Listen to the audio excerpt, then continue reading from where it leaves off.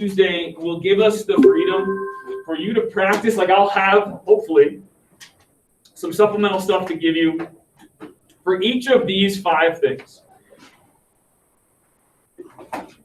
Implicit with just x's and y's. Here's an equation that's not a function. Find the derivative. Related rates, like we've been doing.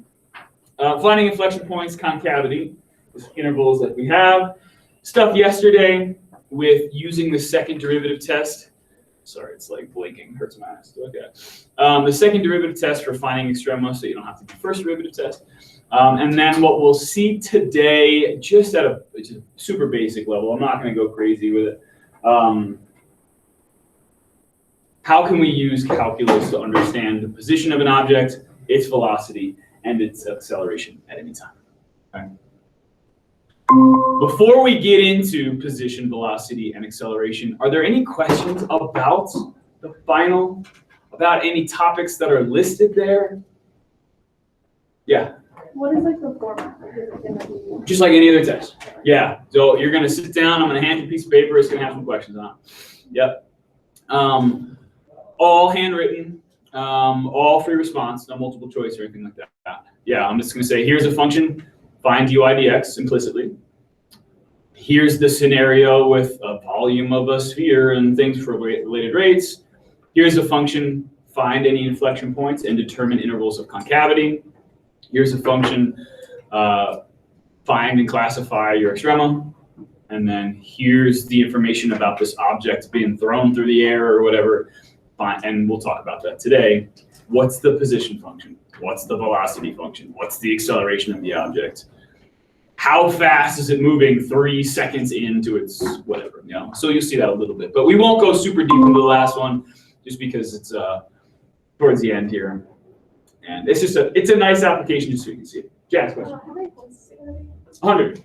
So it's not gonna be humongously weighted. I don't think that that's fair for me to take just a Calc Unit 4 test. Thanks. And you know, make it 20% of your semester grade. I am not a fan of overweighting final exams. I'm a fan of underweighting them and letting the work that you've done for 20 weeks significantly outweigh the work that you do for an hour and a half. But that's just me. Okay. Okay, so bring a calculator with you just to make things easier for you.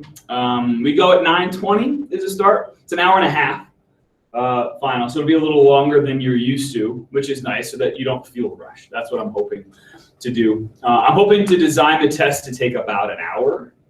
Now, whether or not you can leave when you're done, I have to talk to the rest of the math department so that we're all doing the same thing. Either everybody stays for an hour and a half, or you can leave when you're done. I want to make sure that what I'm doing is what everybody else is doing. And I'm good either way. I just want to make sure that we're all on the same page. Okay. Anybody at home, there'll be a Google Meet link right there. Once we have it, right, I'll put it right there for you. And then you'll receive an email, a minute before. So with the link to the test, you can print it or handwrite your work separately, and then you'll submit your work to Canvas for that specific class. Us in period 4 will just have 2 slightly different tests, same concepts, just different numbers. Okay. It's just not fair to you guys to take a test on Wednesday and then they get to take the test, the same test 2 days later. That's not fair. So I want to make it as equitable as I can, so I'll make just 2 different versions of the same type of test. Any other questions? Okay, cool. So remember what we were doing, what we started yesterday was not in our guided notes. And so we started to write things down separately for the idea of the calculus of physics. Nuts.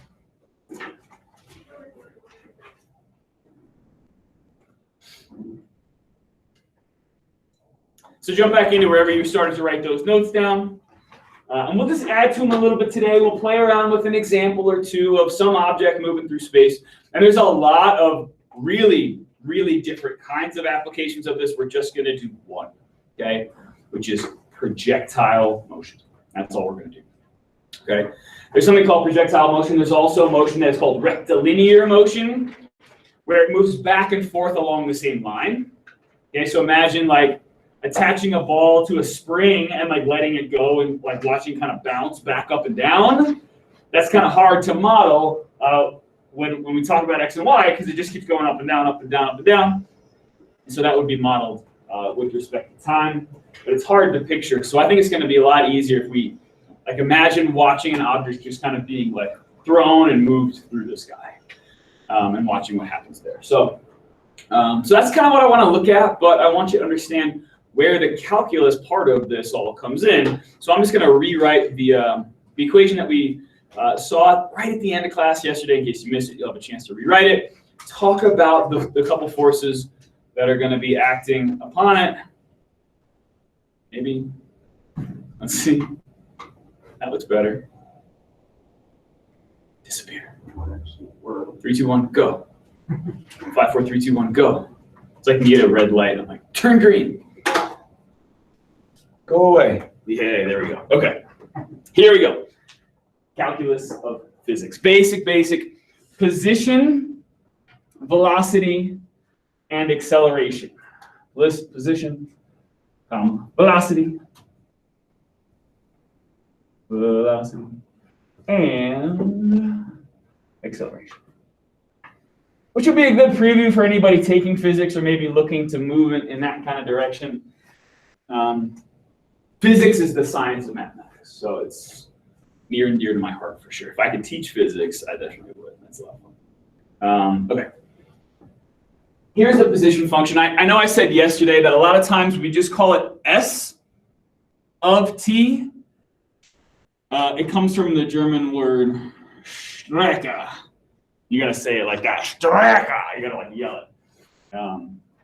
S-T-R-C-K. You don't have to know, but it just means like path, distance, road. It's actually the word for street in German. But I've seen like P of t also for position, and that's cool. I don't care what you call it. But for any projectile motion that is only acted upon by two forces, gravity and any initial velocity. Did I throw it up? Did I throw it down? Something like that. This is the formula that will always get you there, which is really nice. Okay. And we're actually going to make this even easier to read here in a second, but it's 1/2 g t squared plus v sub 0 t plus s sub 0, where g is our gravitational constant. It's how fast is gravity pulling me back down to the earth. And that's the only direction gravity is going to act, is back straight down. The thing about gravity and how we measure it depends on if we're using feet or meters. So I'm going to give you both of these gravitational constants, and we'll just have to pick the right one depending on whether we're looking at something in meters per second or feet per second. And those are the only two I'm going to do. We can change it to miles per hour, but that just sounds like train tracks and a big old mess to worry about. So here are the two gravitational constants. Okay, the most popular one is meters. It's negative 9.8 meters per second squared. We'll talk about why it's not just meters per second squared here in a second. In feet, it's negative 32. Oh, I put meters. Feet per second squared.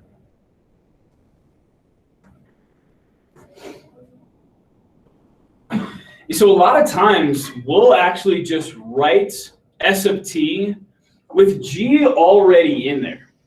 A lot of times we won't write it like this. We'll write it in one of two ways, either negative 4.9 t squared plus v sub 0 t plus s sub 0, or negative 16 t squared plus v sub 0 t plus s sub 0.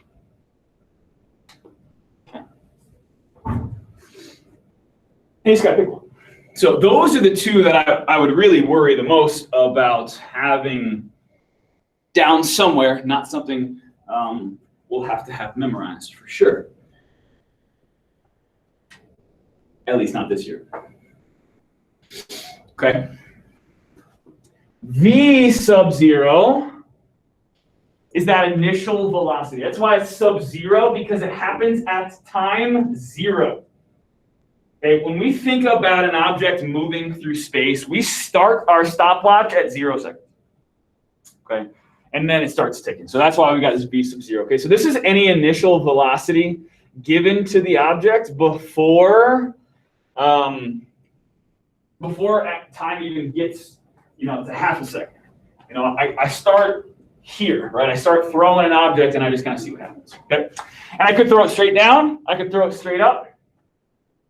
If I were to throw this object at an angle, we would have to use some trig in there. We're not going to do that. Okay, so all I'm ever going to do with us in here, we're going to throw an object straight up, or we're going to throw an object straight down. Okay, this is where that object begins. Okay, that's its initial height. Okay, and a lot of times, of course, we would just say initial position because it's coming from a position function. But really, it's how far off the ground is the object when the stopwatch starts, right? Did I just kick a soccer ball off the ground, so height is 0, or did I drop it from 6 feet? That's going to make a big difference. Okay. And those things, initial velocity and initial position, usually are given to us at the start of the problem, and then we discuss things after. When does it hit its highest point? How long does it take for it to hit the ground? When is it moving the fastest? How fast is it moving when it hits the ground? Things like that. Okay. Questions about any of that? Okay. I want to talk about why this is the way it is. Okay. Why is it not feet per second or meters per second? Why is it meters per second squared? Why is it feet per second squared? Well, think about if, of course, again, and I'm only going to say this one more time, we are ignoring everything else, air resistance, friction, all that other stuff that, of course, exists here because we have an atmosphere. We want to kind of ignore those to make the calculus and the physics of that calculus a little bit easier. So why is it not meters per second, but meters per second squared? And it kind of goes back to something that we haven't really talked a whole lot about. And so I'll get there in a second, but think about it. Like, let's say, you're flying in an airplane and you jump out, right? You want to go skydive. I cannot wait to do it. I'm kind of scared, but I still want to do it. You jump out of the airplane. When time starts, right? When you first step out and you just kind of pause right there, you haven't moved yet. What is your speed? How fast are you going? Like down. Obviously, we're moving this way, right? Let's talk about just up and down. 0, haven't moved yet. And like a second later, okay, now I'm starting to pick up speed. And then 5 seconds later, and then 10 seconds later, and then 30 seconds later, if you haven't pulled the ripcord yet, are you still going to be going the same velocity, or are you going to start speeding up? We're going to go faster and faster and faster and faster. What do we call that when our velocity increases? Acceleration, okay? And so what we need to start kind of thinking about is how position, velocity, and acceleration are all related to each other, right? Position is just where the object is, and for us right now with this idea is just how far off the ground it is. That's all position is. Where are you with relation to the ground? So what do you think we should call it if we're trying to figure out how fast position is changing? So if position is this S of t or P of t, whatever, okay? What do you think we're going to be looking at if we're looking at how fast position changes? Like the difference between this. Right, my position is changing. Okay? How fast do you think my position is changing?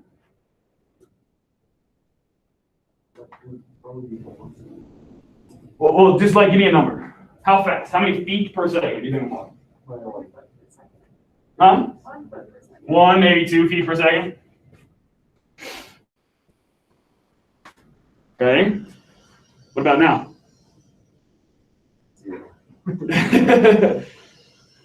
Way less, right? So what's different? My position, eventually I'd get over there. What's the difference? How fast I'm going, right? What are we going to call that? How fast my position is changing. That would have to be normal. Sounds good. Now, but how does that relate then? Velocity, sorry. If we're thinking about, so I'm going to call it V of t. If we're thinking about how fast my position is changing, and we call that velocity. Now, the reason we call it velocity and not speed, okay? You have a speedometer in your car, not a velocimeter. That's not a word, I just made it up. Velocimeter, kind of sounds like a dinosaur. Speed is the absolute value of velocity, right? Whether you're going in drive or reverse, your speedometer shows you how fast, right? Velocity could be positive or negative depending on which direction we're going. Usually, when we move to the right, okay, in the positive x direction, velocity is positive. When we move to the left, velocity is going to be negative. Okay, same thing up and down. If I'm throwing something up, it's going to have a positive velocity. If something's going down, it's going to have a negative velocity. Its speed is just the absolute value of that. But how does that relate back to position?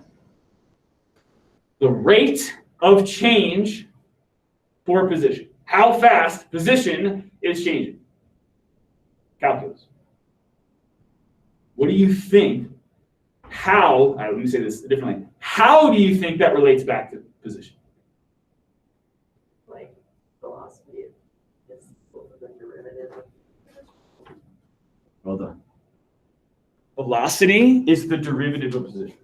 It's the rate of change for position. It's how fast my position is changing.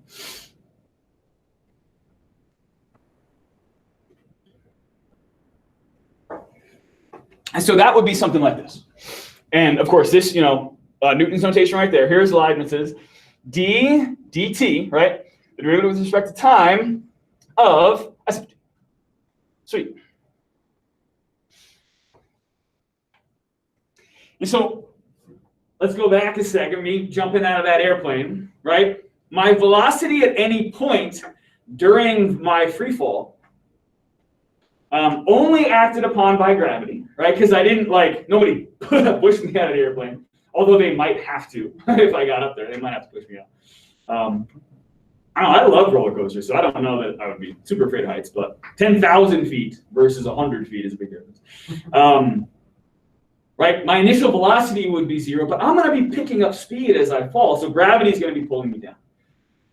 And so when we think about how fast velocity is changing, right? How fast am I picking up speed, right? How hard are you pushing on the gas pedal in your car, right? Because if I look down at my speedometer, that's my velocity in a certain direction. But when I think about how fast my speed is changing, it's how hard am I pushing on the gas pedal, right? How quick is gravity pulling me down? What do you think? How fast velocity is changing? Am I picking up speed or am I slowing down? What do we call that? I heard whispers of acceleration. Yeah. Okay. But so how did? Oh, well, whatever. It's blue. It's all good. Right. Let's call that A of t. How fast my velocity is changing. In other words, am I picking up speed or am I starting to slow down? How do you think that relates back to velocity? So acceleration is the derivative of velocity. Mm-hmm. That's v prime. Okay? Which of course is d dt, the derivative with respect to time, so nice that these variables are going to match now, of v of t.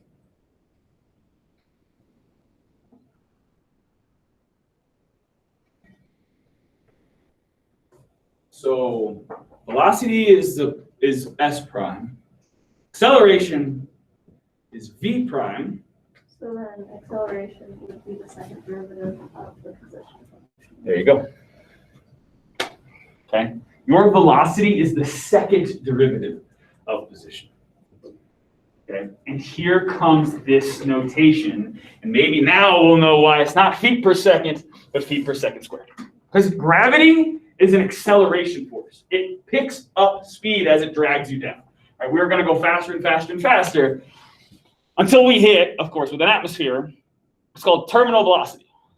Right, an object can only move so fast because gravity and air resistance kind of, right? An unstoppable force versus an immovable object, right? Eventually, those forces balance out. Here's Leibniz's version of the second derivative. Here's what it looks like. The second derivative, so it's kind of written like d squared. It means the second derivative of whatever, and we'll do it in a second. Okay.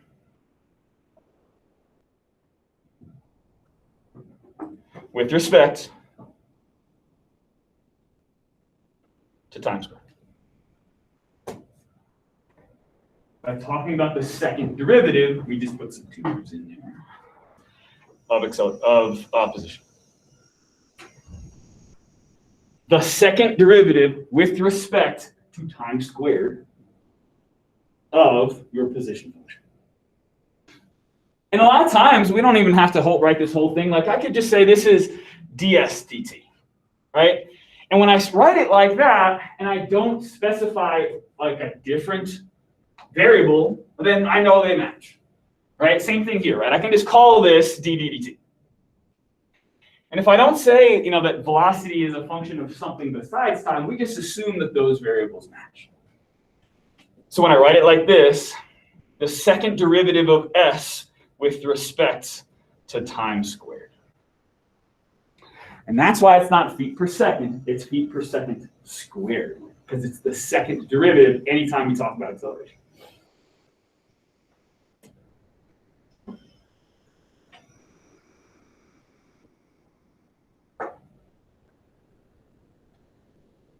And that's the basics, okay? That's where things kind of kick off for us. If we know these three things, that position just tells me how far away from something I am. Sometimes it's just like movement along the x-axis. You'll see that with what's called particle motion, right? They just do like a one-dimension kind of thing where it's back and forth, and they just say how far from the origin are you. With projectile motion, it's usually about how far from the ground are you. And sometimes we'll kick some angles out, and so, shooting missiles out of a rocket and whatever, trebuchets launching something, right? Anybody that's taken engineering, hopefully you're doing your trebuchet stuff. I saw some guys with Flynn downstairs having some fun shooting some stuff, so that was cool. That's just ds dt. And then acceleration, the derivative of velocity, the second derivative of position. Okay, so let's see how it plays out. Let's just do one or two quick examples of something flying through the air, okay? So call this one number one. I'm just going to make these up because I was looking online. I didn't find ones that I loved. I looked back at an old calculus textbook, and they were okay. So we're just going to make it up. Okay, so imagine that you drop a ball off a building. Okay, drop a ball off the building from an initial height of 100 feet.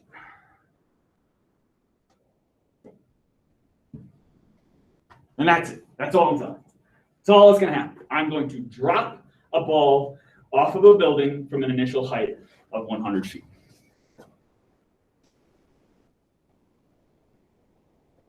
Let's create a position function that will model the path of that ball starting at time 0 until it hits the ground.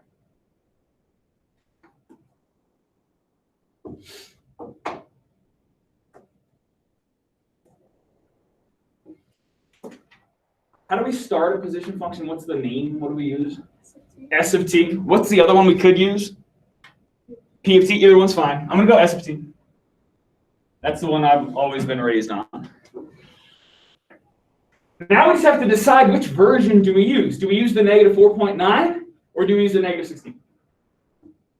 Negative 16 because it's in feet. Now, why do you think it's negative and not positive for gravity, the acceleration of gravity? It's going down, okay? Up is positive, down is negative. Right is positive, left is negative. Good, so negative 16t squared, okay, plus v sub 0t. So it's kind of up to us to decide what is the initial velocity of this object given the scenario that they gave us. We drop a ball from an initial height.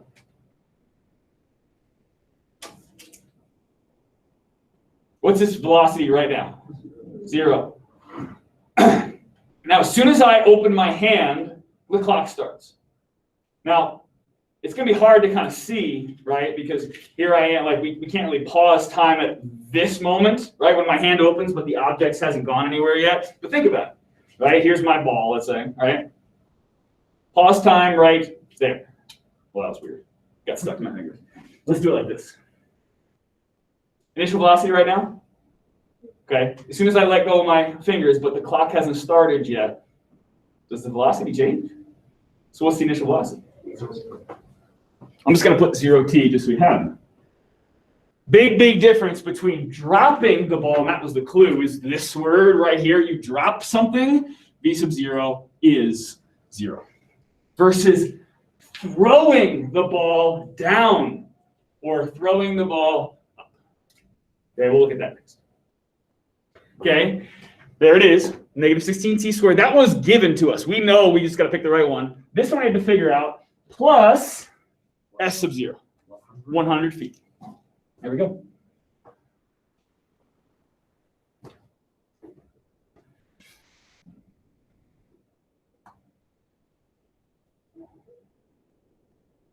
Okay, let's find a function for velocity. Now, if you need to clean this up, feel free to do so. Right? We can just call this negative 16t squared plus 100. There's our s of t. Okay, so what about velocity? What are we going to call that? What name should we give the function? V, right? Velocity. That one's easy. B and A are easy ones. How do we find that? It's the derivative of position. Okay, so find the derivative of that. What's that? Negative 32t. Okay, now let's find a function for acceleration.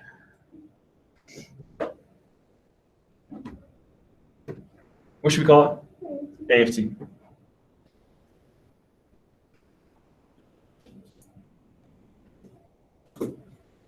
How do we find A of t? The derivative of V of t. So what's the derivative of negative 32t? Acceleration is constant. Why is that? Why does it not matter what time we're at? The acceleration of this object is going to be negative 32. Where did that number come from? That's how fast gravity is pulling it down. There it is.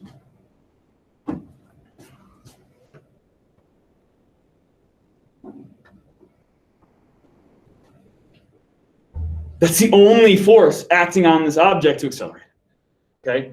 And you're going to see that when we do problems like this where we ignore everything else, that's always going to be true. Acceleration is just gravity. Okay? And it's negative 32 feet per second squared.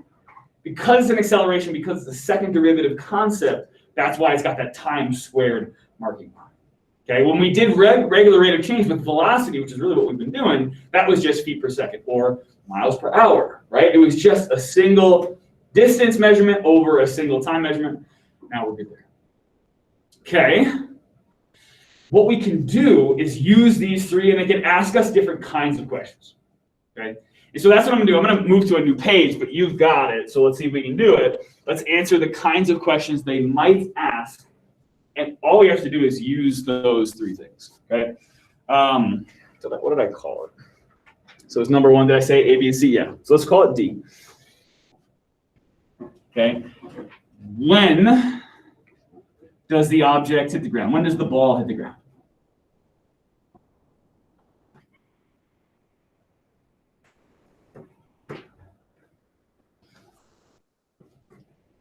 If the question is when, what are we solving for? Time when things are 0, right? The ball's on the ground, its height off of the ground is 0. So are we looking for position, velocity, or acceleration? Position. When does it hit the ground? It doesn't say how fast is it moving or what's the acceleration at a certain time. All we have to do is take our position function, t squared plus 100, and set it equal to 0. Let's do it.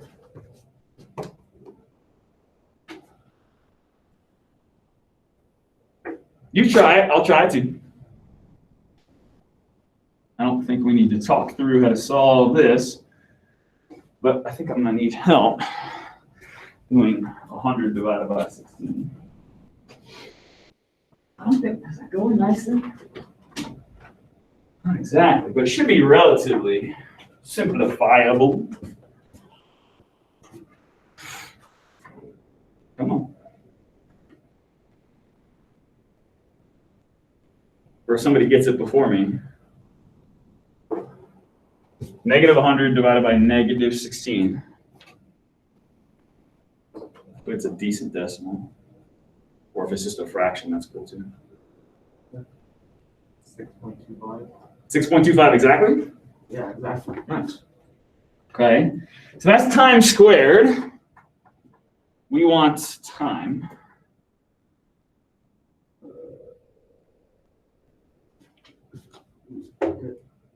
It's not irrational. 2.5. It's exactly 2.5. 2.5. Now we just took the square root, so normally we take a plus or minus. Is this object going to hit the ground negative 2.5 seconds before, like 2.5 seconds before you let go? Of course not, right? So we want to kind of think about what that means. And because we are dealing with an acceleration that is feet per second squared, then we have to be in feet and seconds, depending on what we're doing. Okay? So they could ask a position question. Okay? And they could ask this a lot of different ways. You know, let's say 1 second after the ball is dropped, how high off the ground is it? Oh, just plug in 1 and see what you get. Okay? They could ask a lot of questions about position. Especially if I throw an object up, watch what happens. Well, so I didn't hit the ceiling. What kind of question do you think they might ask if this is the motion? Right? I give it like a positive initial velocity. A question like when? When does it hit its max height? When does it hit its maximum height? Now, what path is this taking? Let me give it some an angle here. What path is that taking? It's quadratic, right? What kind of function is our position function? It's quadratic. It's perfect. And so, what are we really looking for if we're talking about its maximum height of a parabola? What is that called when it hits that point right there? Just find the vertex, right? So all those applications come back in. Okay, let's just do one more with this one. We'll just call this E. Now, because I'm just dropping it, really doesn't. We don't see the parabola, but it's taking that kind of motion. How fast is the ball moving when it hits the ground?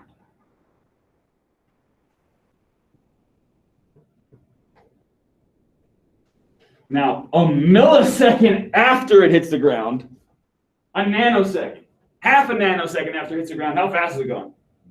0. So when they ask this type of question, that's not the answer they're looking for. It's in the instantaneous moment when it first barely just nicks the ground, how fast is the ball? So if the question for D was when does it hit the ground, that was a position thing where when we were answering like time equals because it was when. Now it's how fast is it moving when it hits the ground? We know what its position is. We know it's 0, but that's not the question. It's how fast is it? Is that position, velocity, or acceleration? How fast something's moving. We want to deal with v.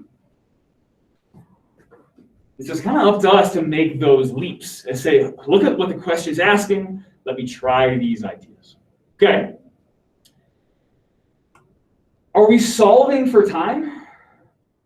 No, it's how fast. We're solving for velocity. I want to know v of something. I want to figure out what it is.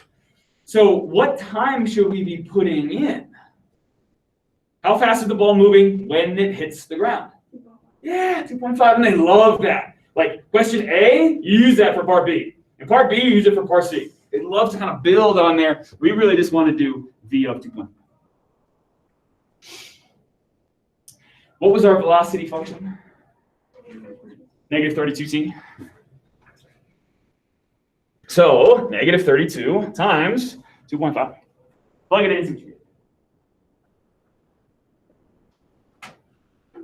64 and 16, what is that, negative 80?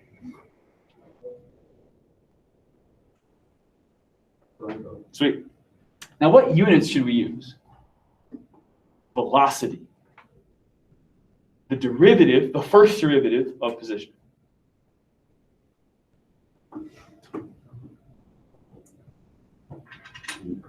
Good, feet per second. Okay, and I'm going to ask one last question. And then are we done? 25? Oh, okay. Then one last question it is. We'll look at maybe a different kind of version of this when we practice Monday and Tuesday. So I'm going to call this one F. What is the acceleration of the ball at t equals 1 second?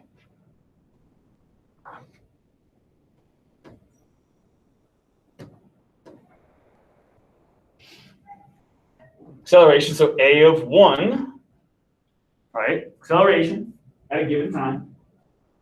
What is that? Negative 32, no matter what. Okay, the acceleration of the object is only acted upon by gravity. What's the units, though? Feet per second squared. Good. There it is. I'm good. Quick overview of the calculus of physics. Some fun stuff that you can really start to understand how things move.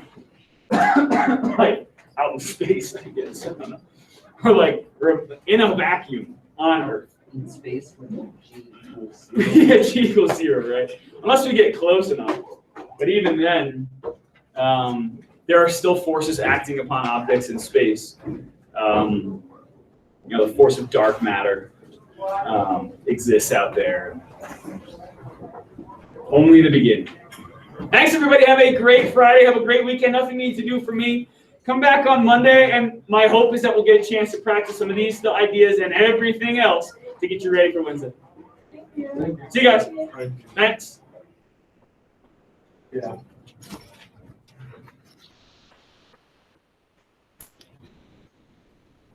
Thank you. CJ.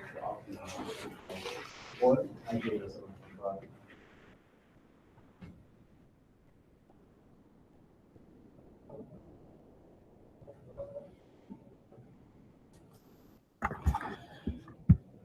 Thanks for watching at home. Have a great week.